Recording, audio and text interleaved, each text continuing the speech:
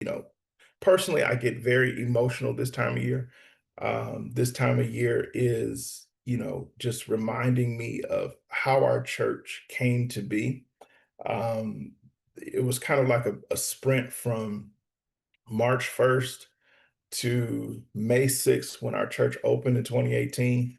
And there were just a lot of moments, a lot of miraculous things happened. And all of it was the strength of relationships. The only reason why we had the first place that um, we had to worship was because of the relationship that was built by somebody else that I had a relationship with that person, and that connection led us to King Middle School. And when the pandemic happened and we needed to have a place to worship, a friend that I happened to just play golf with had a food pantry, a church, that we were able to hold service and record service and just kind of keep something going while everybody was figuring out in the pandemic.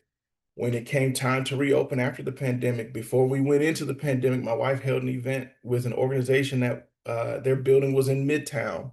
They moved to the area that we were in, and that's upstairs Atlanta. And so that gave us great favor because of the relationship that Ashley built and the relationship that Victory Midtown, who had been worshiping in their space, had built.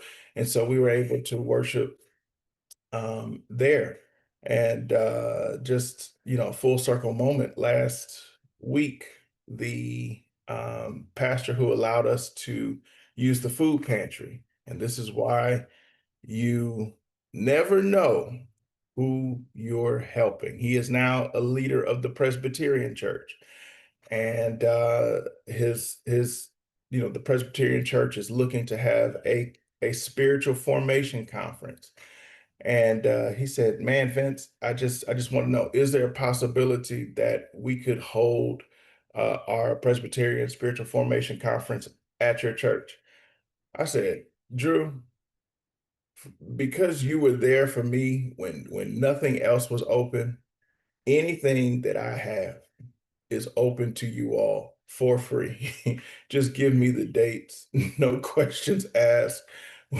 We're paying for whatever y'all need to do your spiritual formation conference." And I just thought that 4 years ago, 5 years ago, when he opened up his, former church, which was a food pantry to us, he didn't know 5 years later he would be calling and we would be connecting.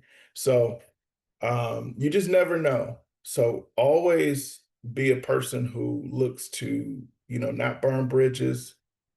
Even if relationships don't end the best, don't burn the bridge. I could give you all um, story after story. Um, and you all could probably do the same. So that's the message. That's the lesson for today. Build relationships, even in the most unlikely of places with the most unlikely of people. Just try to seek to understand everyone, even if you all don't agree.